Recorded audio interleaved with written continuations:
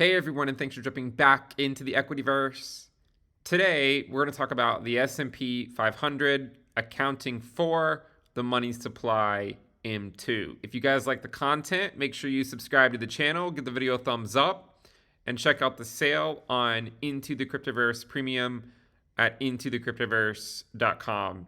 Let's go ahead and jump in. So normally when we talk about the S&P 500, we do not take into account the money supply, but I do think it is a useful exercise to go through this. We do talk about the money supply and how it relates to things like the S&P 500 and Bitcoin, maybe about once a quarter or so. And that's probably about the frequency that I will continue to talk about it. Now, if you're unfamiliar with sort of the view here on expectations by the S&P 500 going into August and September, the general expectation was that we would see a sizable pullback. And the reason for that was not necessarily based on anything related to fundamentals. It's not even based on a theoretical recession, although I do contend that at the end of this business cycle, after the uninversion of the yield curve, or maybe even before, we could in fact go into one. But the idea of this correction specifically was more so a seasonal thing, right? So before we get to the money supply, this move here was more so a seasonal prediction. If you look at the year-to-date ROI of the S&P 500, you can see this is 2023, and we talked about how if you average out all of the prior pre-election years, you can see that there tends to be a fairly sizable drop around this time. And if it does go back down to the average, then it could still continue to fall.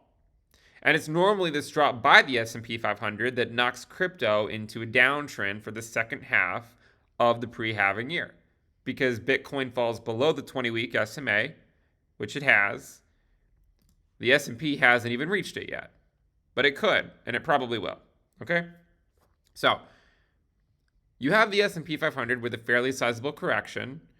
Whether or not the S&P rallies in Q4 will be mostly dependent, in my opinion, on if the recession risk materializes by that point or if it gets pushed out into 2024, right? And it's really hard to say. There's a lot of things that could pull the recession risk forward, but there is still a chance that the economy remains okay for the rest of the year. But if this continues to drop this quickly without finding any support anywhere, then you could start to see the labor market get affected. Now, when you look at the S&P 500 by itself, you can see that we had a peak in 2020 here. So recently we had this peak. We had a peak up here in 2021 and 2022. And then we've most recently had this top.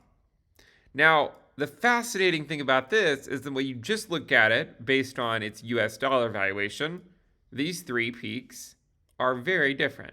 One peak was at around 3,400, another peak was at around 4,800, and then at least this local high, whether it's the sort of the macro peak for a while or not, remains to be determined, but it's at 4,600.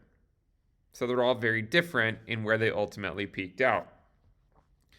But then there's this idea of the money supply, or M2, and this is what it looks like, and you can see that really for the longest time, we were on a fairly predictable path, right? M2 was increasing at a fairly predictable pace. And the argument that we talked about over here is that there's going to be some type of reversion back to the trend.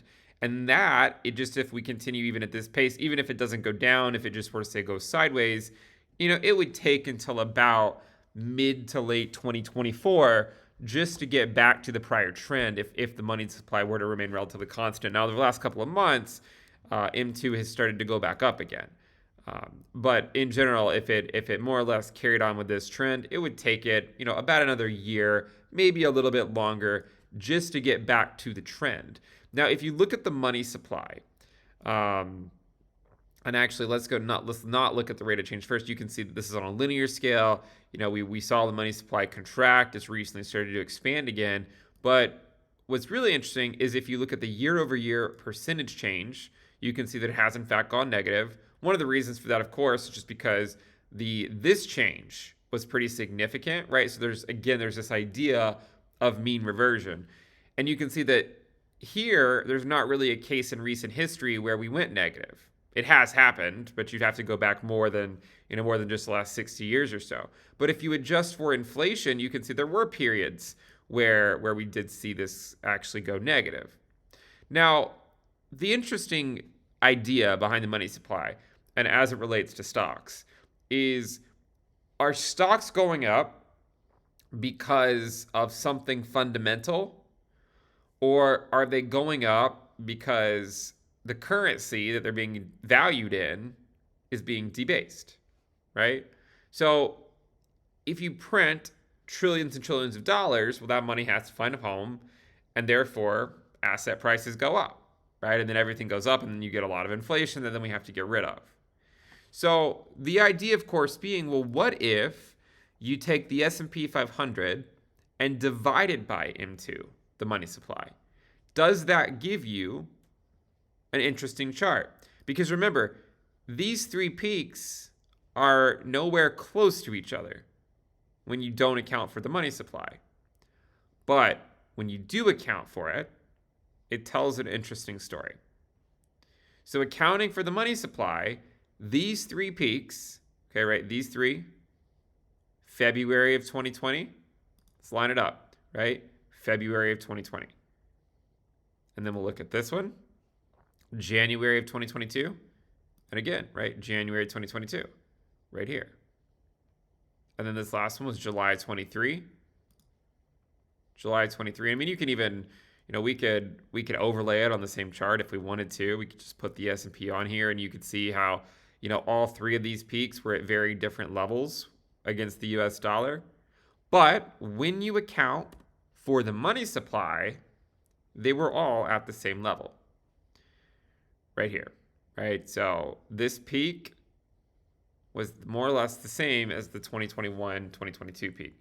Isn't that fascinating that we saw such an impressive rally by the S&P 500, from this low here all the way up here, and just look how far we surpassed the pre-pandemic high. From this high, the market went up 42%, right? 42%. But look at the money supply from March of 2020. Look how much it increased. I mean, this is quite the sizable move. I mean, when you're looking at this in February 2020, it was at 15.27 trillion. And then back over here in March of 2022, it was at around almost 22 trillion. Look at this, it increased over 40%. So yes, the S&P also increased by over 40%. When you take out M2, this peak is the same as this one. So once you take everything into consideration, they're the same thing. And I know it's kind of weird to wrap your head around, because it's like, well, that doesn't really make sense. I mean, the price went up 42%.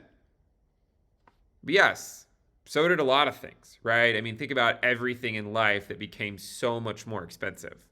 So there's this idea that increasing prices or increasing asset prices can often be tied to this, just the debasement of the currency that they're being valued in. And so if you're not an investor, right, if you just have your money sitting in an account, and it's, now you can actually earn a reasonable yield, but just a couple of years ago, if you're only earning, 0.25% or less, then you're really just watching your purchasing power go down, right? So it's almost like by investing, you can at least try to hope to keep pace with it. The investors over here that were back over here at this pre-pandemic high that were invested, when you account for all the money that was printed, this peak was the same. And then what's more interesting is that we then rallied to the same point in 2023. Now look at this. This is another interesting thing. Look at this low. This low that we just had happens to also be where it bottomed out in late 2018. So you have an example here where you have the midterm year where we bottomed out at this level, and then this midterm year, the midterm, in the midterms, where we bottomed out at the same level. So the question is well, where do we go now, right? I mean, do we get a larger capitulation down, like a 2020 style thing that happens maybe in 2024? Does it come back down to this low? Does it just come back down and then bounce back up and then break through? I know some people might look at this chart and say that it's bullish because you're putting in, you're putting in some higher lows here, right? So you have a low, you have a higher low, and the idea is eventually it could break through. What's more interesting is when you take this over, right? If you sort of draw this line here, you can see that this was the high before the financial crisis hit. And if you think we've never broken through this level before, then you would actually be mistaken. If you go back far enough in time, you'll see that once upon a time, the dot-com crash was well above where we currently are. Well above. From the current valuation, it was up another 50, 55, 56%. That shows you just how crazy the market was back during the dot-com crash. Right? It was a very crazy market back then. I mean, of course, I didn't really experience it as an investor, but certainly a crazy market, and you can see that really pretty clearly on this chart, just to understand how high it went up, only for it to ultimately come crashing back down. So when we look at this chart, we have to think about, well, what if it comes back down to this level, right? Where would that put it? Where would a 22% drop put it? Now, there's no guarantee that it goes back down to that level. It might not. But just as an exercise, if it were to go back down to that level, where would it put the S&P 500? Well, we can't really know the answer to that question because the money supply is changing. But let's suppose the money supply is constant. Okay, so let's suppose that the money supply goes sideways, like it just sort of hangs out in this area. Where would a 22% correction put you on the S&P 500 from the current valuation? A 22% drop gets you to a new low, but guess where it gets you? It gets you to the 2019 or the 2020, the pre-pandemic high is where it gets you. So let's zoom in on this really quick. 22% down, draw the line across. That gets you to the 2019 high. Now, what would be interesting about that is that when you account for M2, it would be the same level as what we saw back in October of 2022. But if you don't account for M2, it gets you lower than where you were in October of 2022. And one of those reasons is because the money supply went down. And so if we do get that correction, then it could be a slightly lower low that corresponds to the pre-pandemic high. Now, there is some precedent for this, especially during inflationary times. If we were to go take a look at bear markets of the past, right? Bear markets of the past, you'll see that one of them, so this is the current one, and this is assuming the bear market is still going on, right? Which there's always a chance that it's not, right? If this is the low, there's a chance that it's not. But let's suppose that the bear market is still going on, and you were to compare it to other periods of high inflation, like coming out of World War II from 1946 to 1949, what do you notice? You had some lows down here, you had a pretty sizable rally, and then you came back down and you put in a slightly lower low. Just slightly, though. A slightly lower low.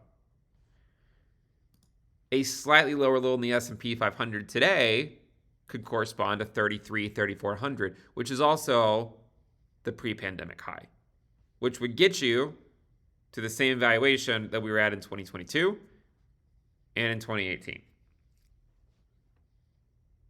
Just an interesting way to look at the market, okay? And I know you're, I don't expect you to take this to the bank, right? There's always a chance that this is just a seasonal correction in the S&P, and then it rallies in Q4, and then maybe it just comes back up to these levels, kind of like in 2021 and 2022. You see that it came up here. We saw a pretty big correction. around the same time, right? Like in August and September. And then come October, we rallied back up to then put in the final high before it really rolled back over. So there's a chance that that could play out, right? Where you just get sort of this initial correction, you then rally in Q4 only for it to fall back over again. But I do want people to be aware that something like this could play out, and it is certainly possible that the S&P could put in a lower low. And I think the way in which it would happen is if we get a recession, right? If a recession materializes at the end of this business cycle, which is what the inversion of the yield curve would suggest ultimately. And one of the things about recessions is that they're notorious for the stock market putting in a new low. That's typically what happens during a recession is the stock market sells off, puts in a new low. It doesn't have to be a significantly lower low, right? It could just be $100 lower. It could be a couple hundred, maybe not, I shouldn't say dollars, right? But it could be 100 lower, it could be 200 lower, could be 1,000 points lower, whatever, right? I mean, it just, whatever it could be, there's a range there. It doesn't have to be, 50% lower than the prior low. It could be 5% lower or 10% lower. So just something to consider as we navigate these markets, and just keep in mind that if we revisit this low and the money supply stays constant, then actually it corresponds to a lower low on the S&P 500. But the only reason it would correspond to a lower low is because the money supply has gone down since the end of 2022. And really it's been going down, since early on in 2022. Hopefully you guys enjoyed the video. If you do, make sure you subscribe to the channel and give the video a thumbs up. And do remember, we do have Into the Cryptoverse Premium. We are still running the sale. Check that out. We have a lot more charts than just cryptocurrency, as you can tell in the videos. Link to that is in the description below. Thank you guys for tuning in. I'll see you next time. Bye.